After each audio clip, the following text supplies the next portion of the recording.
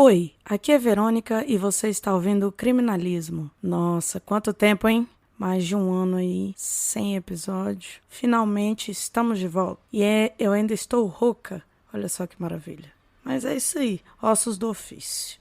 Estou aqui de qualquer forma, porque a gente precisa desse retorno. E eu não consigo mais ficar longe do criminalismo. Que eu acho que, querendo ou não, é um podcast muito importante para mim. Na verdade é o seguinte, tirei um ano sabático, digamos assim, porque vida, né?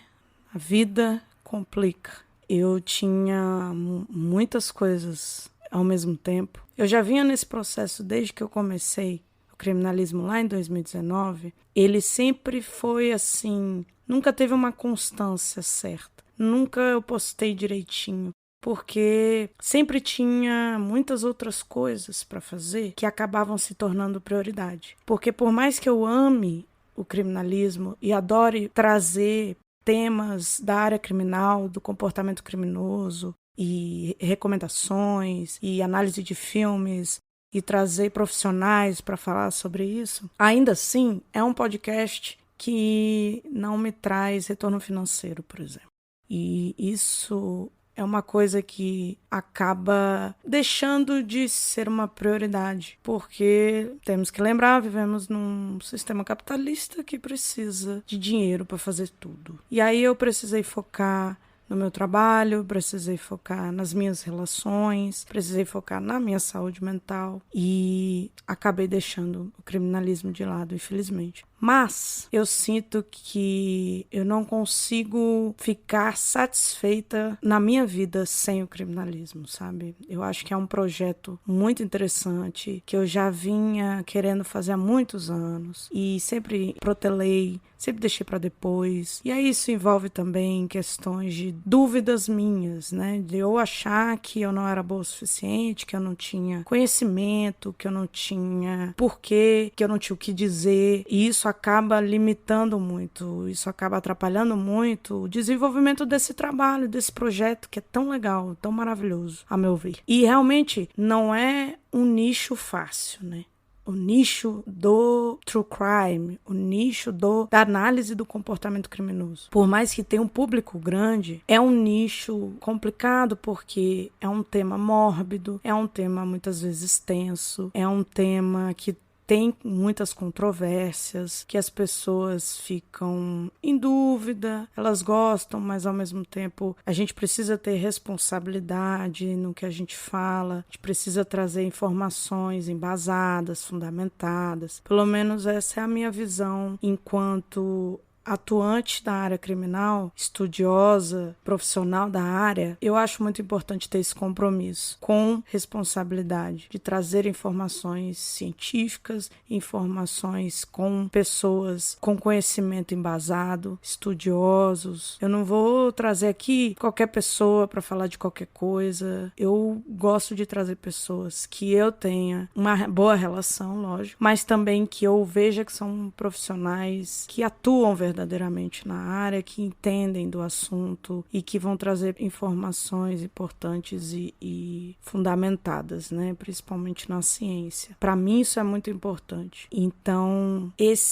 podemos dizer que esse é o diferencial, né, do criminalismo, porque temos muitos podcasts muito bons, com certeza muito bons, mas com pessoas que não são exatamente da área, ou de pessoas que não focam em trazer o conhecimento, a informação. E eu vejo que existe muita gente que fala sobre casos reais, e isso chama muita atenção, as pessoas gostam muito. É um tema muito interessante. Eu me incluo, eu gosto muito de podcast e de séries e de documentários e filmes que falam sobre true crime, que falam sobre a área. Só que eu quis fazer algo um pouco diferente. E aí é um nicho menor, é um nicho mais específico. Porque provavelmente as pessoas que mais vão se interessar por isso são pessoas da área, né? São pessoas que trabalham com isso, ou que estudam isso, ou que querem trabalhar com isso. Mas, de qualquer forma, independente do tamanho do público, de quantas pessoas vão ouvir ou não, de aonde a gente vai chegar com o podcast, eu acho importante fazer esse trabalho, porque eu não vejo mais ninguém fazendo, né? Eu vejo muitas participações, né? As pessoas vão e participam de podcasts falando sobre os temas, e isso também é muito legal, mas um podcast específico sobre a área criminal, que fale só sobre isso, do jeito que eu trago, eu não vejo.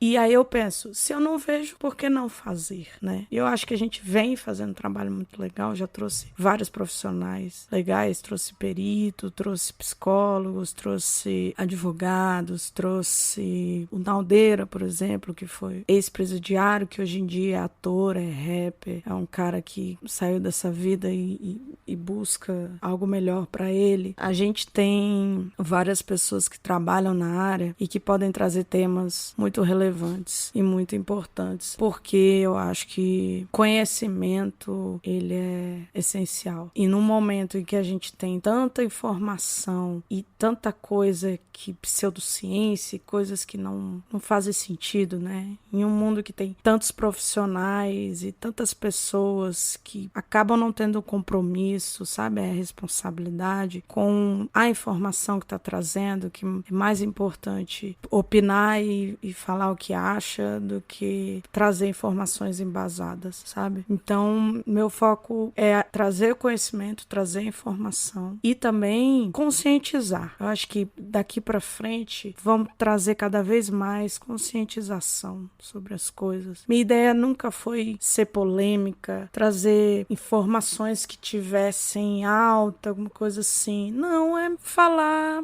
de assuntos interessantes da área criminal, mas também conscientizar. A gente já falou sobre erros de investigação, a gente já falou sobre perícia, como a perícia tem um lado glamourizado, é muito mais valorizado do que a realidade. E eu acho que não tem problema você se apaixonar pela profissão, mas vale a pena ver o outro lado, né? Porque querendo ou não, a área criminal, independente de onde você trabalha, como psicólogo, como perito, como advogado, como juiz, como promotor, não importa. É uma área difícil. Como policial, é uma área puxada. É uma área, como eu já falei, macabra. É uma área complicada. Eu mesma, eu gosto de estudar e analisar e assistir coisas da área, mas eu também tenho momentos, principalmente em momentos de descanso, nas horas livres, que eu quero relaxar, eu quero ver outras coisas, porque eu sei que é pesado. Quando eu estava fazendo pós-graduação em Criminal Profiling, eu tinha muitos momentos em que eu senti o peso,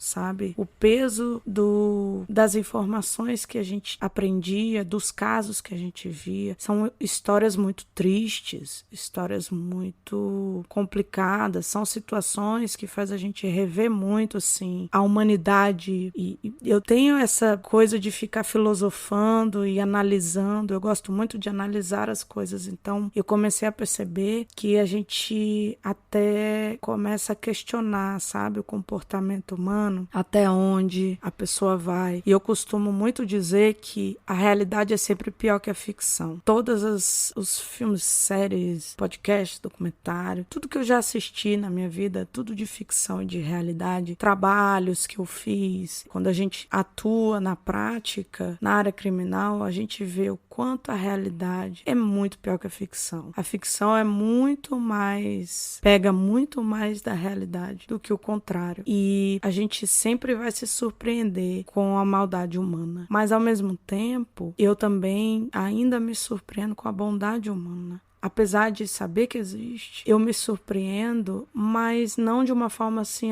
nossa, como que existe bondade? Não, no sentido assim, a gente foca tanto na maldade, né? A gente estuda tanta maldade que a gente acaba esquecendo do outro lado, que existe. Muitas vezes parece que não, principalmente para quem trabalha com crime dia e noite, mas existe. Existe muita coisa boa. Inclusive, nós que trabalhamos nessa área, nós queremos muito poder ajudar as pessoas, poder resolver os crimes, poder prevenir os crimes. Eu gosto muito da área de segurança pública voltada para prevenção. Eu acho importantíssimo. Hoje está cada vez mais forte, né, a ideia de prevenção em relação à violência de gênero, por exemplo, né? A gente trabalhar no antes, porque parece que está cada vez mais forte, né? O nível de violência de gênero está muito, os números são muito altos, os casos são muitos e cada vez mais violentos, né? Só faz com que a gente pense cada vez mais na importância da prevenção, na importância da gente ensinar desde criança a entenderem sobre violência de gênero, sobre desigualdade, tanto social quanto de gênero, de raça, de etnia, de tudo. Trabalhar para que a gente cada vez mais tente diminuir as violências com a comunidade LGBTQIA+, com as mulheres, com os negros, com tudo. Eu sinto que existe esse movimento. A cada dia que passa existe um movimento maior nesse sentido de trabalhar a prevenção. Mas também existe muitos obstáculos, muitas dificuldades, muita resistência, né? E é importante que a gente não perca o foco. A gente entenda, continua e vai continuar sendo importante essa luta, sabe? E eu vejo muito isso no Criminal Profiling também, que eu fiz a pós-graduação de Psicologia Investigativa lá em 2016, finalizei em 2018. Foram 2 anos de muito estudo, muito preparo. E no final, a gente sempre soube a dificuldade que seria entrar nesse mercado, porque é um mercado muito inicial, apesar de ser uma área que existe há muitos anos. A gente tem casos de uso de perfil criminal e etc. que datam de 1800. E isso ficou cada vez mais forte com o FBI na década de 70. Mas 2024 a gente ainda tem muita dificuldade no Brasil para implementar essa área. A área não só do perfil criminal, mas a área de inteligência policial no geral, sabe? Da gente ter cada vez uma polícia mais especializada. A gente já vê esse movimento. Não vou dizer que não tem. Já existe esse movimento. Lá no Paraná, existe esse movimento em São Paulo. Em outros lugares, a gente tem colegas trabalhando na área, estudando lá no Nordeste, Pernambuco, Recife. A gente tem bastante movimentos nesse sentido. Aprimoramentos e tentativas. Mas ainda é muito pouco. Ainda existe muita resistência. Pessoas que acham que é coisa de filme, que é coisa de série, que é coisa de ficção. E obviamente não é. Esse campo, essa área, ela veio da realidade. Ela não veio da ficção. Foi levada para a ficção para que as pessoas conhecessem, para que as pessoas entendessem mais desse assunto. Mindhunter, por exemplo, ele é baseado numa história real. Ele não foi criado da ficção da cabeça deles. O próprio Criminal Minds é baseado no BAU, que é uma área específica dentro do FBI que estuda esse comportamento. É baseado na realidade. Então, por que se foca tanto no que foi colocado na ficção como se fosse criado do nada e não a partir da realidade? O próprio CSI. O CSI ele não veio do CSI da vida real. Criminal Profiling é a mesma coisa. Quando a gente vê na ficção, é porque se baseia na realidade. E essa realidade existe muito forte nos Estados Unidos e na Europa. Por que aqui a gente não foca nisso? Por que a gente tem tanta dificuldade de investir em inteligência policial? Por que tem que focar tanto no combate, né? Na parte ostensiva da polícia, que obviamente é importantíssimo, mas por que focar só nisso? Se a gente pode focar em tantas outras coisas, a gente pode trabalhar com tantas outras coisas também, sabe? Por que a gente acaba vendo muito mais ONGs trabalhando com prevenção, por exemplo, do que o próprio Estado cuidando disso, né? Aqui é tão difícil você trabalhar no meio particular, tão difícil trabalhar com investigação, com criminal profiling, etc. No meio privado, é tudo muito focado no Estado. Tudo que você queira trabalhar na área criminal, na área policial, etc., tem que fazer concurso. Então, se tudo tem que fazer concurso, vamos proporcionar um espaço voltado também para isso nos concursos. Pouquíssimos concursos para peritos psicólogos, por exemplo, sabe? E é claro que vem melhorando, claro que a gente tem um aumento. Hoje temos excelentes profissionais na área trabalhando para isso, focados na parte acadêmica, né? Que é o que a gente pode fazer para inserir cada vez mais essa área nas polícias, nos ambientes, né, jurídicos, a gente começa no estudo e temos excelentes profissionais fazendo isso. Só que não basta isso, a gente tem que botar em prática. Qual é a prática? É ser chamado pela polícia, pelo judiciário, pelo juiz, para que a gente auxilie, né? Nosso trabalho de profiler, de perfilador criminal, é de auxiliar na investigação, auxiliar no processo, auxiliar. E eu vejo uma grande dificuldade de conhecimento, de entender que essa área existe e que ela faz diferença, e de uma abertura, né, para que civis, pessoas não concursadas, possam auxiliar nesse processo. E eu acho que a gente merece uma chance, digamos assim. Mas eu acabei falando da minha área, porque eu acho muito importante falar sobre isso, e eu acho que esse espaço é um bom espaço para isso. Mas voltando para o criminalismo, eu quero e pretendo agora seguir de verdade com comprometimento de fazer 2 episódios por mês, continuar mais ou menos na mesma pegada, fazer episódios com temas variados, trazendo profissionais da área, fazer episódios analisando filmes da área, junto com o Vinícius, que é crítico de cinema, e a gente se dá muito bem gravando esses episódios, e os episódios com a minha mãe, né, que a gente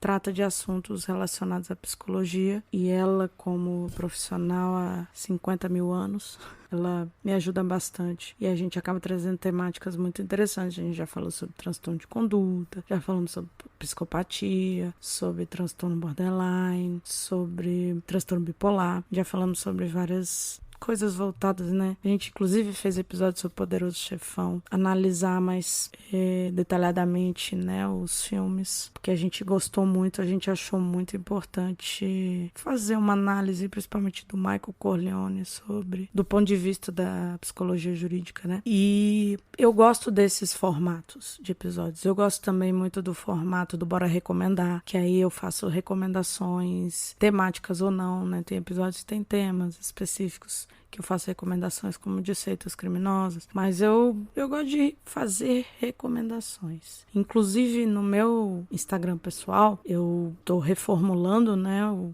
meu Instagram para poder focar mais em juntar entretenimento com a área criminal, que são 2 áreas que eu gosto muito, que eu me interesso muito e que eu acho que eu posso trazer alguma coisa para acrescentar para as pessoas. Então eu tô focando nisso. Se alguém quiser me seguir lá, é Verônica Veras com Y. Verônica com Y Veras. E tem o @criminalismo também, lógico. Mas é porque o meu pessoal vai ser mais voltado para isso, vai ser mais focado para entretenimento, para trazer informações, até porque eu tô querendo focar mais em fazer consultorias voltadas para o entretenimento. Então, fazer consultoria para auxiliar em roteiro de filme, roteiro de livro, várias coisas assim, voltadas para o entretenimento. Quero dar apoio, sabe? Trazer um apoio e um conhecimento técnico para que as pessoas façam produções de entretenimento cada vez mais realistas, né? Existem tantas reclamações sobre como essas obras de ficção não são embasadas na realidade, como são exageradas, em como não são realistas, como elas viajam, né?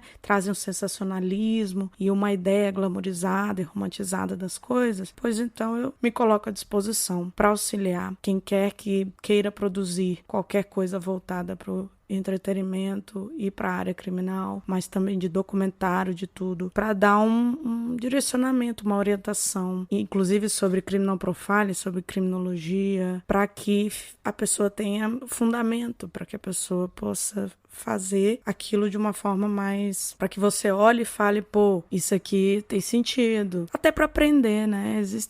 Existe uma grande possibilidade, uma grande abertura para o aprendizado, para as pessoas aprenderem mais sobre a área jurídica, sabe? Eu lembro de várias séries estadunidenses, inclusive The Good Wife, séries de advogados e tal, e eu passei a aprender muitas coisas sobre o formato do tribunal do júri, assim, sobre como é que funcionam as leis lá, as diferenças entre lá e aqui, que faz até a gente questionar sobre o que funciona melhor aqui, o que funciona melhor lá, o que poderia ser mudado. Então, eu acho que vale a pena trazer a realidade, como que as coisas acontecem no Brasil. Tem novela, né? Eu lembro que já tivemos novelas em que tinham julgamentos inteiros passando na novela, e muitas vezes eu via julgamentos e pensava, gente, mas isso não é assim que funciona, pelo amor de Deus, sabe? Por que eles estão... regrinhas básicas que eles não se importam, não levam em consideração, mas que poderiam até deixar mais interessante. Coisas que acontecem na vida real e de acordo com as leis que podem ser melhor aproveitadas na ficção. Então é isso. Eu quero focar mais nessa área que me interessa muito, porque eu vejo que já existem excelentes profissionais aí dando aula, falando de uma forma mais acadêmica, né, mais séria. E eu gosto de trazer de uma forma séria, mas tentando trazer entretenimento também. Eu não quero que o conteúdo daqui, de qualquer lugar, fique muito pesado, ou acadêmico, sabe? Excessivamente acadêmico. Essa não é a minha intenção. Minha intenção é falar com o público geral e fazer com que todas as pessoas entendam e conheçam da área criminal e gostem e se interessem, sabe? Eu acho que todo mundo tem o direito de ter informações e entender melhor como as coisas funcionam. Às vezes parece que o meio jurídico ele é muito formal, muito fechado. Existem situações que é necessário o segredo de justiça, por exemplo. Eu acho muito importante. Eu acho que às vezes a mídia viola isso ou leva para um patamar de sensacionalismo, de divertimento a partir de um sofrimento que não faz sentido. Não é esse o meu interesse, não é isso que eu quero fazer. Eu quero trazer informação e conhecimento de forma consciente, embasada, responsável, mas também eu não quero que fique uma coisa muito séria e muito formal, sabe? Com linguajar muito complicado. Então, às vezes, eu brinco, eu descontraio, eu trago informações de entretenimento, etc. E eu acho que isso deixa um tema tão difícil, tão complicado, tão triste, de uma forma menos pesada, menos tensa, né? Menos difícil. Porque muitas vezes as pessoas acham que é muito complicado. É muito complicado isso aqui. Não é essa complicação toda, não. Vamos trazer o compromisso de mastigar, trazer informação de uma forma mais tranquila, né? Não tem necessidade de ser tão difícil, tão absurdo. E é muito importante para mim a possibilidade de ver as pessoas informadas, as pessoas com conhecimento, e o questionamento também. É outro ponto muito importante para mim. É a possibilidade de você analisar uma informação e questioná-la, não aceitar ela por isso simples. Por isso que eu sempre falo nos episódios que o que eu trago é o básico do básico. É muito básico. Porque a ideia é que isso desperte, esse básico que eu trago de informação sobre um assunto, desperte o interesse de vocês. E vocês corram atrás e procurem, pesquisem e questionem e concordem ou discordem, mas de um ponto de vista embasado, com conhecimento, entendendo melhor sobre aquilo, porque existe muita desinformação, sem dúvida. Eu vejo muita desinformação. Eu lembro muito bem de uma aula que eu participei, inclusive com advogados, né, que falava sobre essa parte mais voltada para psicologia jurídica, né? Que a gente estuda muito pouco. Quem faz direito estuda muito pouco da parte de psicologia jurídica. A própria criminologia já é pouco estudada. Na minha faculdade, por exemplo, não era uma matéria obrigatória a criminologia. Então, imagine psicologia jurídica, que eu acho que seria pelo menos um subtópico da criminologia, por exemplo. Poderia trazer um pouco disso, mas não tem. Então, dentro dos próprios profissionais, juízes, promotores, advogados, policiais e etc., eles mesmos têm uma dificuldade com esse tema. Dentro da psicologia também, né? No próprio curso de psicologia tem muitas faculdades que não têm psicologia jurídica. Então o próprio psicólogo muitas vezes sai sem saber. Você vê que a gente tem muita dificuldade de trazer essa temática, né? De falar sobre isso, tornar mais conhecido, porque mesmo dentro da área muita gente não conhece. E aí eu lembro de uma aula que eu assisti que estava falando sobre psicopatia, né? Que é um tema super recorrente quando se fala de psicologia jurídica. As pessoas logo já pensam em psicopatia, principalmente quando envolvem crimes violentos. E aí não lembro muito bem sobre o que a gente estava falando, se era serial killer, alguma coisa voltada para estuprador e serial killer, e um dos alunos soltou que estuprador é tudo monstro, é psicopata, não é uma pessoa, é um monstro, né? Tem muito essa visão, crimes violentos, essa coisa do monstro, e a gente tenta o tempo todo desmistificar isso. Não, são pessoas comuns, são pessoas normais do seu dia a dia. Qualquer pessoa pode ser um estuprador, pode ser um assassino, pode ser um serial killer. A gente tem vários casos aí, pessoas comuns do dia a dia. A gente tem o BTK, a gente tem o John Wayne Gacy, que era da igreja, que tinha família e tudo mais. A gente tenta desmistificar cada vez mais. É claro que quem já estuda isso, já se interessa por isso, tá careca de saber dessas coisas. Mas quem não sabe. E até quem estuda muito tem umas visões um pouco equivocadas sobre as coisas. Pega uma informação cruzada, uma informação mais ou menos, uma coisa aqui e ali. E como eu falei, tá cada vez maior a quantidade de informações que a gente recebe sobre tudo. Por um lado, isso é ótimo, excelente. A gente tem informação correndo o tempo todo. A gente tem a possibilidade de aprender muita coisa, mas ao mesmo tempo não tem um filtro. Não existe nenhum tipo de filtro. O único filtro que a gente tem somos nós mesmos. Então eu tenho que ter a capacidade de filtrar as informações. Analisar uma informação e pensar, será que essa informação faz sentido? Será que é assim mesmo? De onde ela tirou essa informação? Isso é o que mais tem, é gente trazendo informação sem embasamento. É gente trazendo informação sem fonte, sem explicar o porquê daquela informação. Eu já vi isso em perícia. Eu já li laudo pericial falando, de acordo com estudos, tal coisa, tal comportamento é inadequado. Que estudos? Não fala. É muito fácil você chegar e falar de acordo com estudos. Pronto, você quebra a pessoa, né? Não, se ela tá falando que tem estudo, né? Se tem estudo, então tá certo. Não, mas que estudo é esse? Cadê a fonte? Não tem nem a referência embaixo, sei lá, em algum lugar, falando de onde vem esse estudo. A gente não sabe. E às vezes até tem a referência, mas é uma referência válida? Porque ainda tem esse problema. A gente tem que lidar com estudos científicos, pesquisas científicas, mas não necessariamente um artigo científico, ele é infalível, ele é 100% válido. Às vezes ele está ultrapassado, às vezes a metodologia científica não foi bem feita. Por isso, eu acho extremamente importante esse senso crítico, a gente desenvolver o lado questionador para analisar as coisas e perceber o que faz sentido e o que não faz sentido, para a gente compreender que não é tudo preto no branco, que não é sim ou não, bem e mal, que a vida não é maniqueísta, existem várias nuances. O ser humano, ele é paradoxal, ele é contraditório. Se você observar, às vezes a gente tem comportamentos negativos e positivos ao mesmo tempo. Eu posso gostar e não gostar de laranja ao mesmo tempo. E isso às vezes parece uma doideira, né?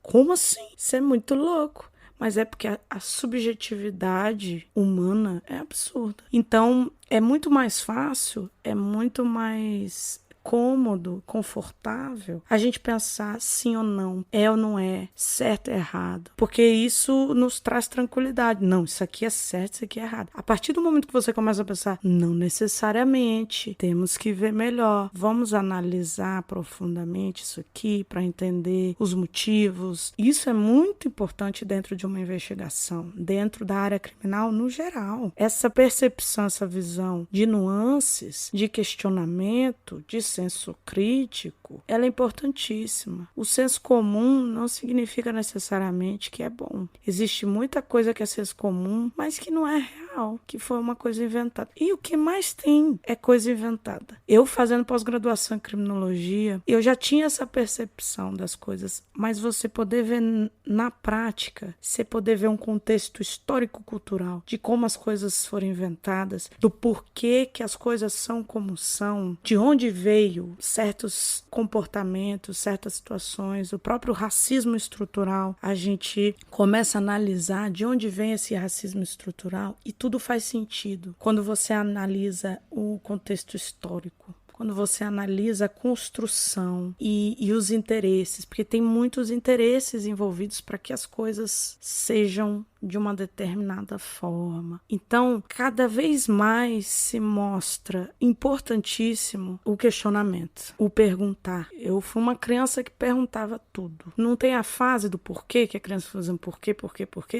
Essa fase para mim nunca passou. Até hoje. As pessoas ao meu redor às vezes até se irritam do tanto que eu pergunto. Mas por quê? Mas de onde vem? Como é que você chegou a essa conclusão? E não sei o quê. Eu sei, é chato. Às vezes eu dou uma aliviadazinha, porque, mas é importante, principalmente quando a gente está estudando alguma coisa, quando a gente está analisando evidências, por exemplo. Importantíssimo você tentar ser o mais imparcial possível e ser o mais questionador possível. É óbvio que a gente nunca vai ser 100%. Sempre vai ter uma carga emocional, sempre vai ter a nossa carga de vida quando a gente observa alguma coisa, quando a gente analisa alguma coisa. Mas a gente tentar deixar isso o máximo de lado ajuda muito, cara. Ajuda muito. É muito importante, porque senão vem o viés de confirmação, por exemplo. A gente foca numa coisa só, ao invés de focar no parâmetro geral, sabe? Isso não é legal. Mas,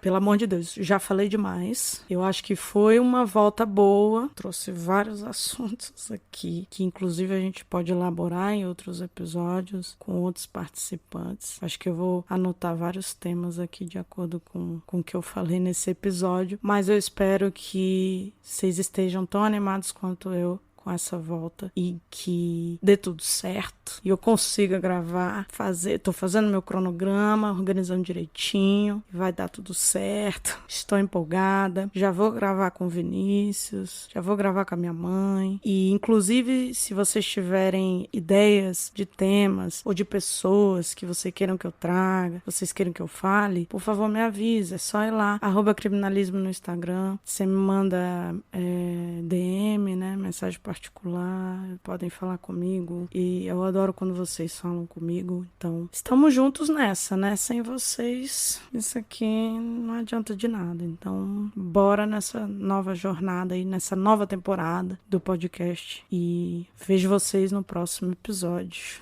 Até mais.